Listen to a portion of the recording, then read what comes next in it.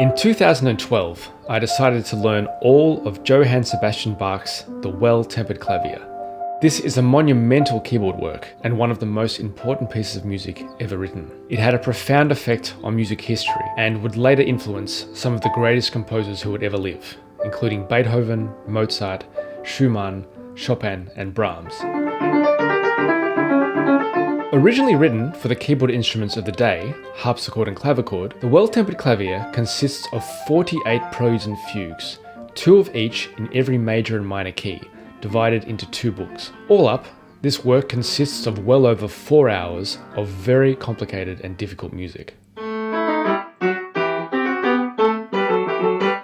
I decided to attempt this project for 4 reasons. Firstly, I was already a big fan of Bach's music, and I had reached a stage in my life and as a musician where I felt like I was ready to learn one of his major works. Secondly, I wanted to improve as a pianist, and rather than just practicing scales and etudes, I wanted to put my time into learning a significant piece of music in its own right. Thirdly, I wanted to better understand one of the most important pieces of music ever written, and in the process, perhaps learn something about harmony, counterpoint, and composition. And fourthly, I hope to gain some insight into the mind and personality of Bach himself, not just as a composer, but also as a person.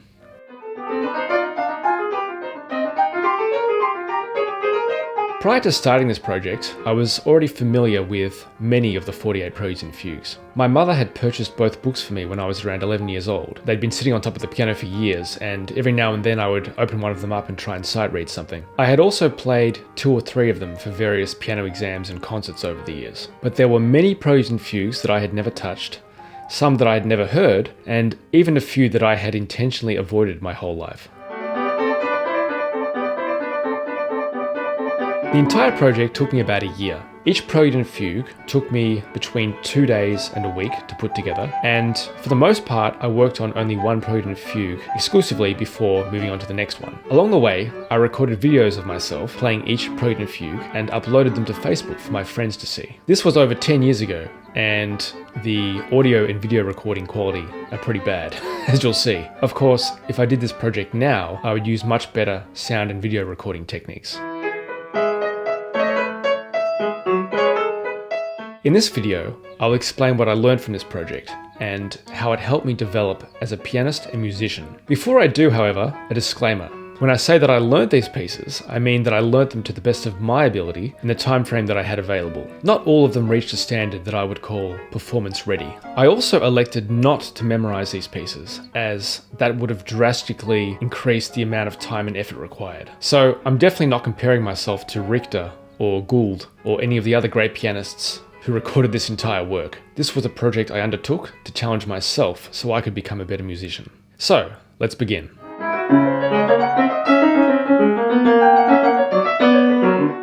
The first thing I discovered is that this music is hard. It's really hard. Any pianist who attempts to play this music will quickly encounter a steady supply of serious technical challenges. Let's start with the preludes.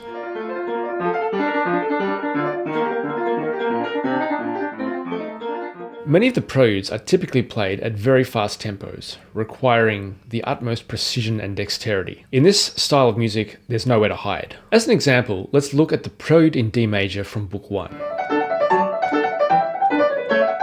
I found this prelude to be one of the most difficult, and it took me quite a few days to get together. This piece is relentless. The right hand is required to play very quickly and evenly, and to maintain this evenness from the beginning to the end without any pause. Small and efficient rotations in the wrist are required to assist the thumb and little finger. The thumb is also required to pass under the hand very quickly without negatively affecting the volume or evenness. Very tricky at high speed. Maintaining a steady tempo in this prelude also proved to be a constant challenge, and I did a lot of practice with a metronome to help with this. Here's another prelude that I found very challenging, the D sharp minor prelude from Book 2. Now, this is not typically one of the absolute fastest of the 48 preludes, but it is one of the most annoying to learn. You can't get away with using just any fingering here. It's the kind of piece where you have to go through slowly and write all the fingering in and then learn it very carefully and methodically. I remember this prelude taking quite a bit of work to get together. Interestingly, Some of the preludes that I thought would be the hardest weren't, and some that I thought would be the easiest actually turned out to be the hardest in the end. Take, for example, the F-sharp major prelude from Book 1. This piece doesn't look that difficult. It's typically played at a manageable tempo, and there doesn't seem to be anything too crazy happening, but it is difficult. These rhythms need to be kept very steady and even, while also maintaining an overall sense of forward momentum. Very tricky to do both. You also have to decide how to shape each line with subtle variations in dynamics. This piece was much more challenging than I expected, and I ended up having to record quite a few takes until I was happy with it. The 48 fugues present an even more formidable set of technical challenges. A fugue is by definition a composition in which multiple lines of music are interacting with each other simultaneously. One of the core skills that pianists spend their entire lives developing is the ability to bring individual voices out of a complex texture. And nowhere is this challenge more acute than in the Well-Tempered Clavier. Most of the 48 fugues are written with 3 or 4 voices, and there are a few that use 5 voices. At any given point in a fugue, the pianist may be required to play one or more of these voices louder than the others. This can occur in the right hand, in the left hand, or shared between both hands. This means that certain fingers might have to play louder than other fingers of the same hand. This contrapuntal complexity therefore necessitates some very intricate fingering. Let's have a look at an excerpt from the fugue in D sharp minor from Book 2.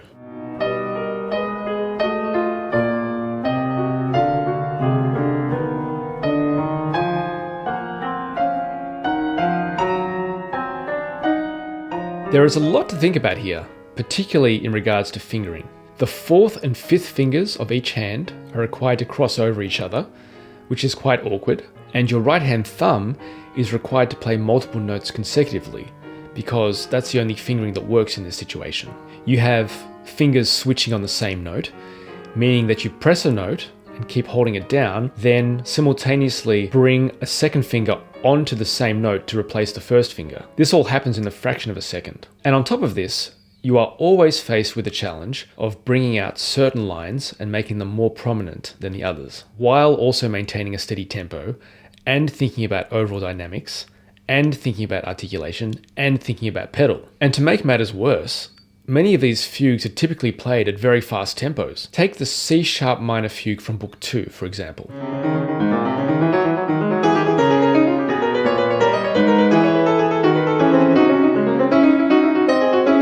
As you can see, not only is the pianist faced with the previously mentioned problems of articulation and fingering and so on, but he or she must navigate all of this at a blistering tempo. And don't forget, no pun intended, that there is the problem of memory. As I mentioned earlier, right from the outset, I decided not to memorize this music. You can imagine the amount of time it would take to memorize just the A minor or B minor fugues from Book 1, for example. Now imagine trying to memorize 48 of these and 48 preludes. It can be done, but it's usually a multi-year, full-time project. I've heard some horror stories about pianists getting lost in the middle of fugues during a performance. Unfortunately, it happens. It hasn't happened to me yet, luckily, but I did get lost in the middle of Ravel Sonatine Third Movement once.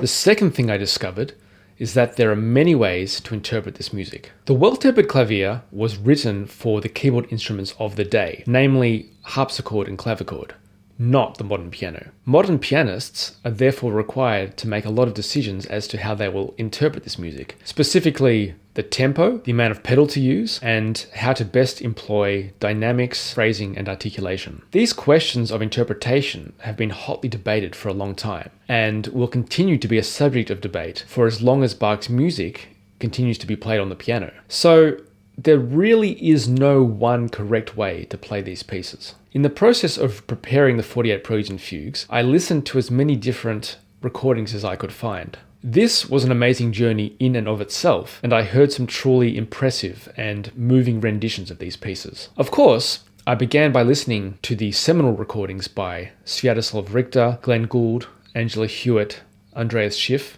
and many others, but also trying to find some recordings that were a bit more off the beaten path. Something I noticed very quickly was that two or more pianists could play a prelude and fugue in radically different ways, and yet that each interpretation could be musically valid and convincing in its own right. As an example, let's look at the Prelude in G minor from Book 1, as played by 5 different pianists.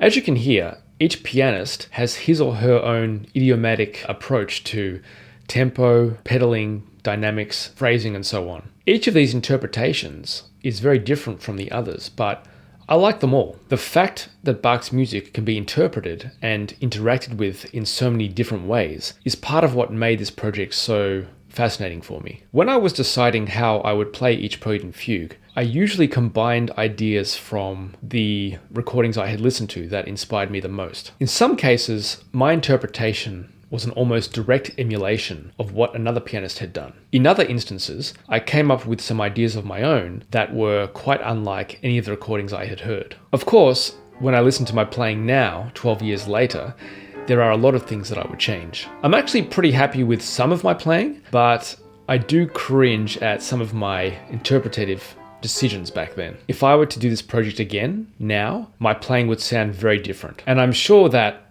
if I were to repeat this project 10 or 20 years in the future, my playing would be different again. This is music that has stood the test of time and will continue to be reinvented and reworked, I believe, forever. It's more than possible that 100 years from now, a genius pianist who hasn't been born yet will play these pieces in a way that no one had ever thought of before, and that the world will gain a new insight into Bach's music as a result.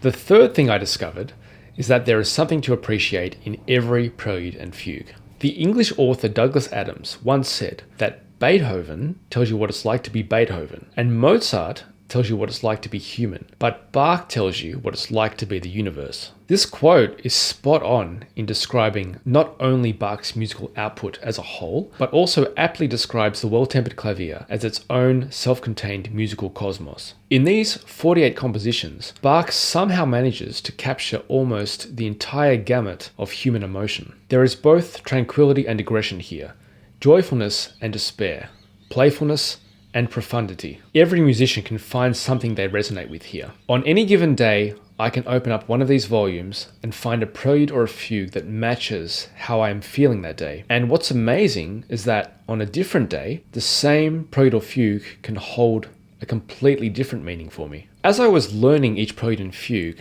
some kind of image or metaphor would often spring to mind. Rather than bore you with verbal descriptions of these, I've created some AI images that I then matched together with some of the preludes and fugues that I found to be the most evocative. So let me know what you think.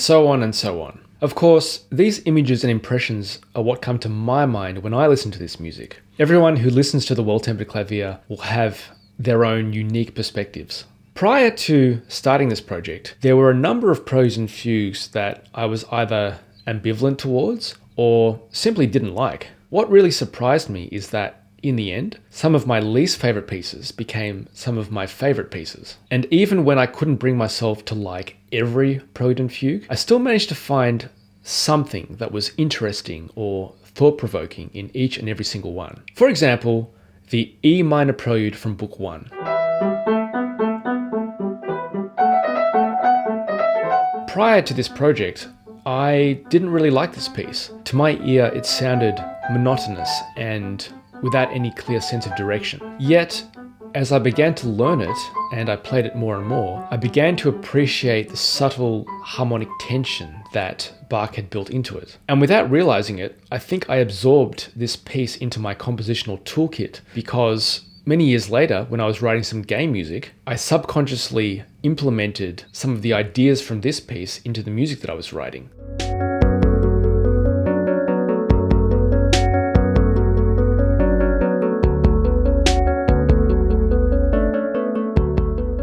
I realized afterward that I had taken the accompaniment idea from the E minor prelude and subconsciously incorporated it into the texture of my own music.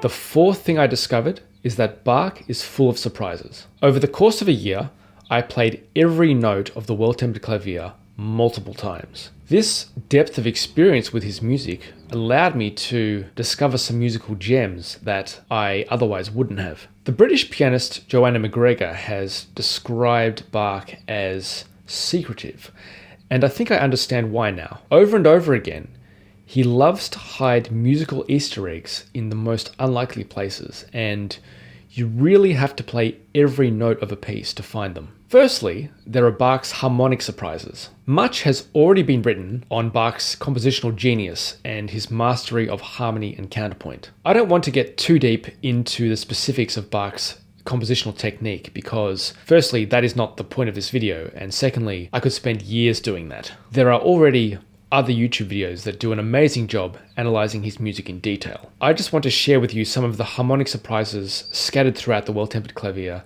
that I found particularly intriguing. Let's start with the F major fugue from Book 2. Towards the end of this fugue, Bach seems to be toying with the related key of F minor, and what I find amusing here is the very quick transition via a B flat minor chord back to F major, as if nothing happened.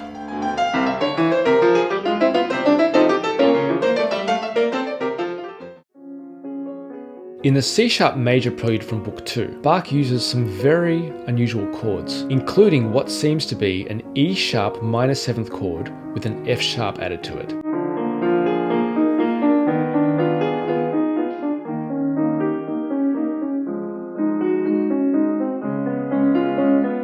In this particular context, it functions more like a suspended C-sharp major 7 chord. Very interesting. In one particular section of the C-sharp minor fugue, Book 1, Bach modulates through a series of related and unrelated keys, including B minor and E minor.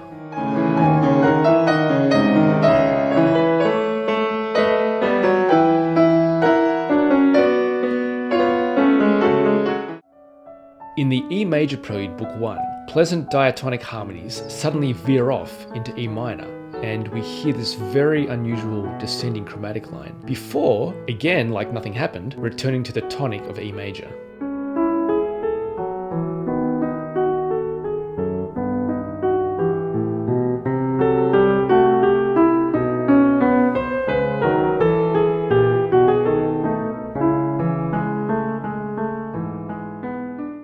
At the end of the B-flat minor prelude, Book 1, we witness some truly epic chord structures with 7, 8, and 9 note chords.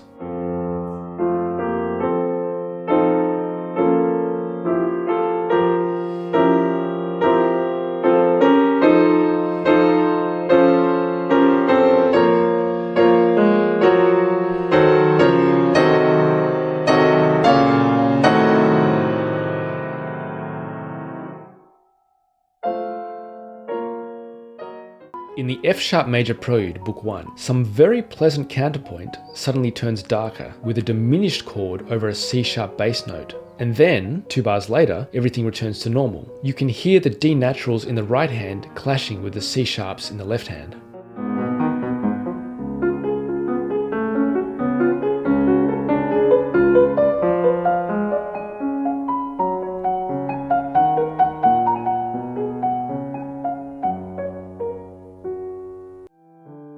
Towards the end of the B minor prelude, Book 1, after having used mostly diatonic counterpoint, Bach suddenly goes crazy and puts a whole bunch of chromatic notes in.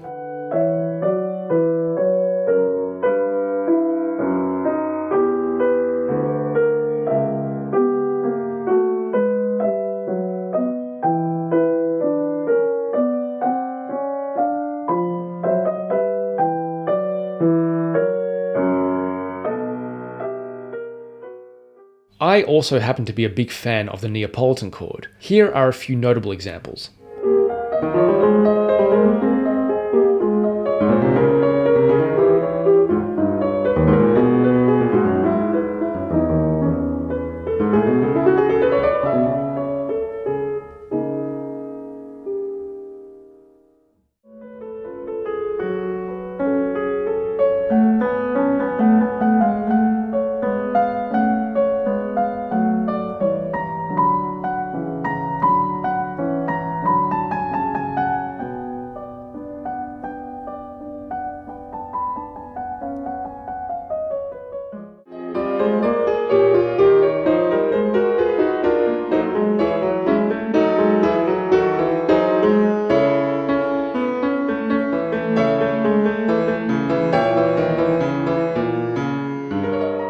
These are just some of the harmonic surprises that I discovered as I was learning the Well-Tempered Clavier. Now let's look at some melodic surprises. Let's start with the fugal subjects themselves. These are incredibly varied. Some are short while others are long. They can be simple or complex, conventional or highly unconventional, elegant or awkward. Let's have a listen to some of the subjects that I found to be the most interesting.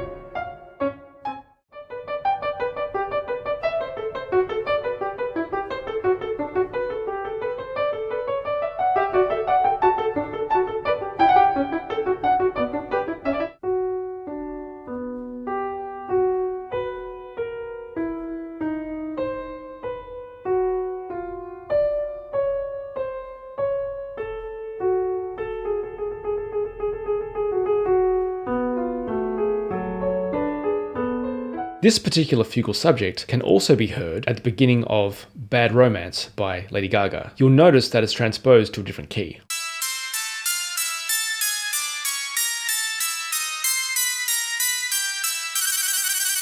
Now, let's examine some interesting melodic lines hidden within the preludes and fugues. Beginning with the E-flat major fugue from Book 1, we have what appears to be a jazzy bebop line.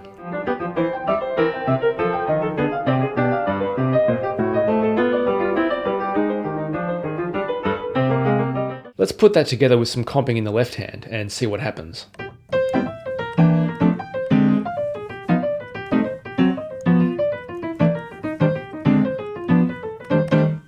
In the B minor prelude from Book 2, we have a sequence of the same musical pattern 4 times in a row. And what I find interesting is that Bach outlines 4 different ninth chords.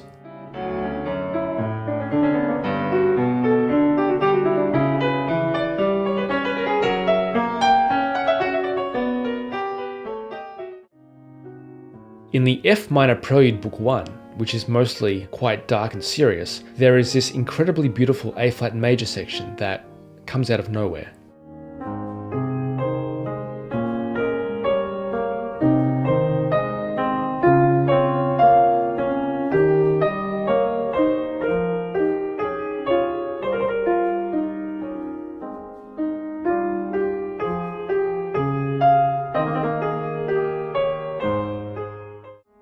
In the F major Prelude Book 2, Bach uses a very strange but very cool sounding scale.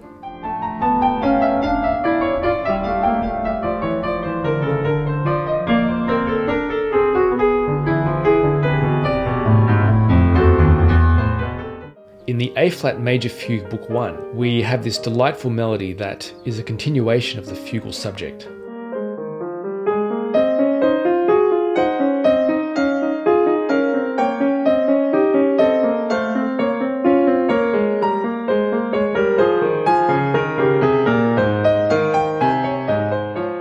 These are just some of the surprises that were waiting for me when I started studying the Well-Tempered Clavier.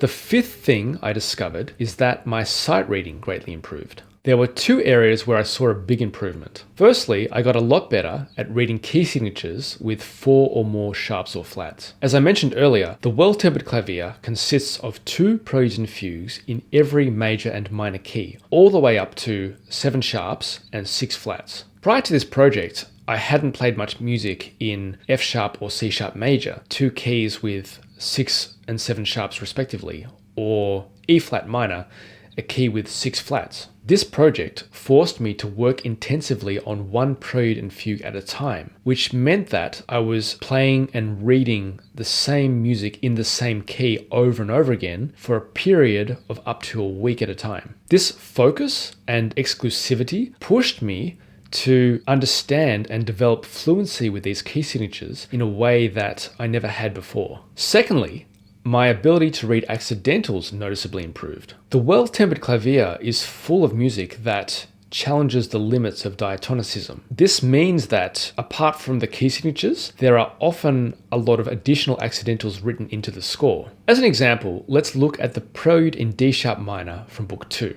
This is some very challenging notated music. Firstly, we have 6 sharps in the key signature, which is already very challenging to begin with. But you can also see that there are a bunch of additional accidentals written into the score, in this case, sharps and double sharps. It's really not easy to figure out what is going on here. This is basically a pianist's nightmare, the kind of sheet music that I would typically have tried to avoid at all costs. But this project simply forced me to interact with music of this complexity and to make sense of it. Once I had gone through and decoded the notated score, I could write the fingering in, and then start practicing little fragments slowly. In the course of the week I spent putting the piece together, I would inevitably read through and play the same bars over and over again, in some cases hundreds of times. And every time I did this, my reading abilities got a little bit better and my fluency increased just a little bit. So remember, I was repeating this process with all 48 preludes and fugues almost every day for a year. That's a lot of hours spent interacting with difficult notated music once you add it all up. This difference in ability was not noticeable from day to day, but was very noticeable after 10 or 11 or 12 months of doing this. And when I randomly needed to sight read other music, even modern music or music written in completely different styles, I noticed that I was a lot more comfortable reading the most complicated keys.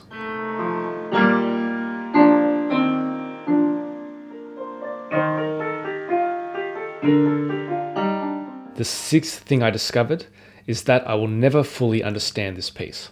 After playing every single note of the 48 preludes and fugues by Johann Sebastian Bach, I was expecting to understand this music better. Instead, this music feels more enigmatic, more complex, and more indecipherable than in the beginning. The more I study and play the Well-Tempered Clavier, the more questions I have, and the deeper the musical rabbit hole seems to become. There is always something new to discover. This music has been studied and played and puzzled over for hundreds of years, and I'm sure that this will continue to be the case for hundreds, if not thousands of years to come. It's a wellspring of musical thought and life that no one can truly get to the bottom of. And what's incredible is that it's the work of one person, Johann Sebastian Bach, who composed it not for fame or glory, but for the development and education of his students, and for the sake of music itself. It's been a great experience to become familiar with one of the great works of musical history, and I think it's one of the most valuable learning projects that I've ever attempted.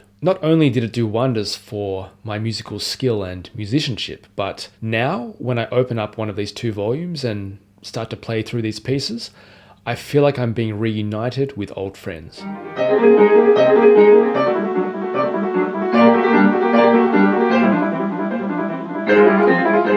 In conclusion, all I have to say is that every serious pianist should own a copy of the Well-Tempered Clavier. In it, you'll find endless intellectual stimulation, a compendium of pianistic technique, and a litany of musical puzzles to solve. When I took on this project, it was the first time in my life that I had attempted to learn a piece of music of this scale, and while it was highly challenging, I grew enormously as a result. If you're a pianist yourself, I strongly encourage you to play, or at least listen to, this music. And if you have the desire to learn the entire work, I can wholeheartedly encourage you to just go for it. As Johannes Brahms said, study Bach.